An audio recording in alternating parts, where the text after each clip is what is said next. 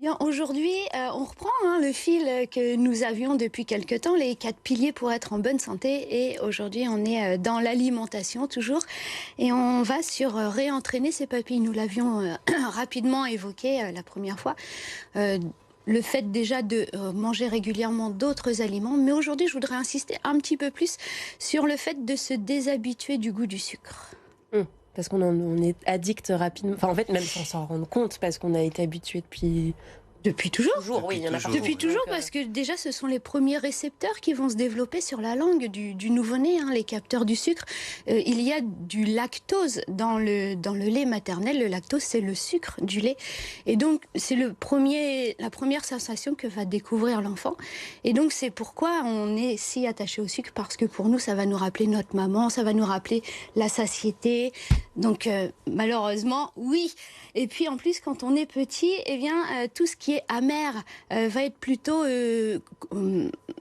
signe de Mmh. toxicité. Donc on va pas aimer quand on est enfant. Heureusement, en grandissant, on va être de moins en moins sensible et à force de s'exposer à des goûts un peu plus amers, on va finir par aimer ça. Alors pourquoi il faut lutter contre cette envie de sucre, en fait? Eh bien, en fait, vous connaissez, on en parle beaucoup en ce moment, on peut dire cette épidémie de surpoids, d'obésité, mais pas seulement, c'est parce qu'en soi, au niveau de la silhouette, peu importe, chacun adopte la silhouette qu'il souhaite, mais c'est surtout que ça engendre des maladies graves, le diabète notamment, et puis éviter le sucre, ça va être aussi éviter les sautes d'humeur, éviter d'avoir faim toute la journée, éviter du stress, parce que le sucre occasionne le stress. Et puis aussi, et là je parle pour les femmes, ça peut augmenter en tout cas les douleurs des règles. Ah, ok, je savais pas. Manger trop de sucre? D'accord. Et c'est C'est vrai justement au qu'on n'a pas moment assez des mal. règles qu'on a envie de manger de sucre, et c'est là que si Ça, c'est jamais vrai. on Par craque, contre. après on dit... Et alors, on parlait des enfants qui prenaient en fait l'habitude tout bébé. Quelle est donc la conséquence de trop de sucre pour les enfants? Alors déjà, moi j'ai beaucoup de gens qui me disent «Ah bah moi j'achète des gâteaux mais c'est pour mes enfants». Parce que quoi? Et est-ce que vous pensez que ça n'a aucune incidence sur les enfants? Eh bien si, en fait, il faut dès petits déshabituer du goût du sucre, en tout cas éviter d'aller trop vers le sucré. On s'est rendu compte déjà depuis longtemps, depuis 2001, il y a eu une étude publiée dans le Journal of Pediatrics, que les enfants qui consommaient plus de sucre étaient plus violents que ceux qui en consommaient moins. On a remarqué aussi, il y a une étude menée en 2011 aux Pays-Bas qui ont fait un lien entre la consommation de sucre et l'hyperactivité des enfants. Et juste en changeant l'alimentation des enfants, en réduisant la consommation de sucre, les enfants se sentaient beaucoup mieux. Il y a eu des changements de comportement. Ce qu'on a remarqué aussi, c'est que le diabète de type 2, lui, il se développe parce que lié à notre consommation, à ce qu'on mange en fait. Et en fait, avant, c'était une maladie qui survenait plutôt autour de 50 ans. Et on a remarqué que ça arrive de plus en plus tôt maintenant chez les ados et même chez les enfants déjà. Donc, si maintenant vous constatez pas de changement chez votre enfant, sachez que quand même ce qu'il mange maintenant, ça conditionne leur santé future. Parce qu'on peut dire, pardon, mais les goûts vont évoluer avec l'âge? Tout à fait. Donc, comme on voyait tout à l'heure, c'est les capteurs qui se développent en premier, le sucré. Au début, on n'aime pas l'amer, mais au fur et à mesure des années, donc on va, à force d'en manger. Moi, je me souviens quand j'étais petite, le pomelo, qu'on appelait encore à l'époque pamplemousse, c'est pas tout à fait la même variété. Maman mettait du sucre dessus, du sucre Oui. en poudre.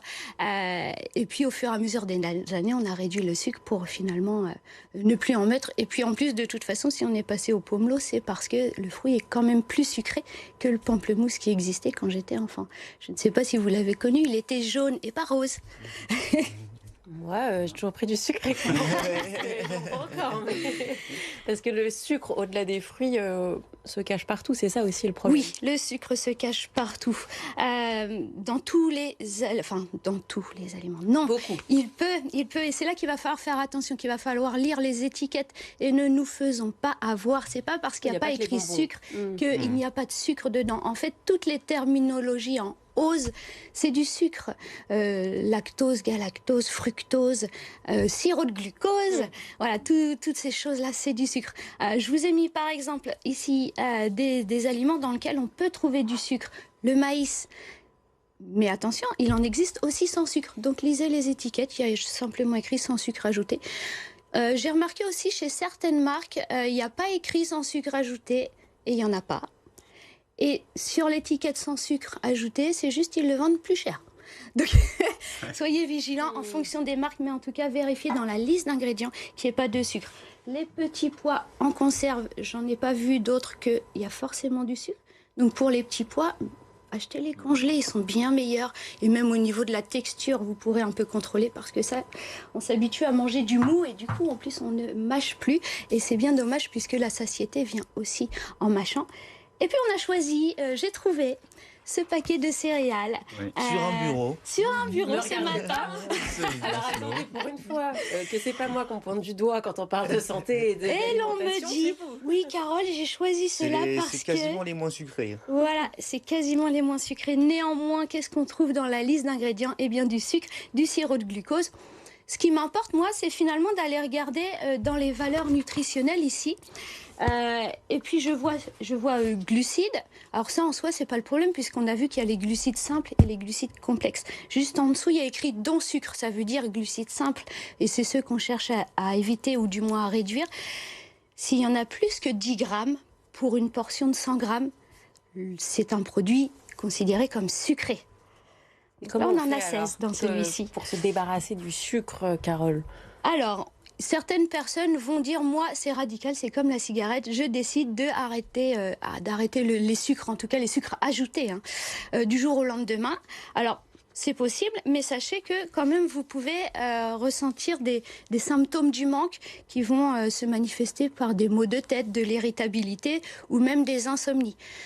Si vous tenez bon pendant 10 jours, déjà, vous allez constater l'amélioration de votre sommeil, de votre humeur, un regain d'énergie.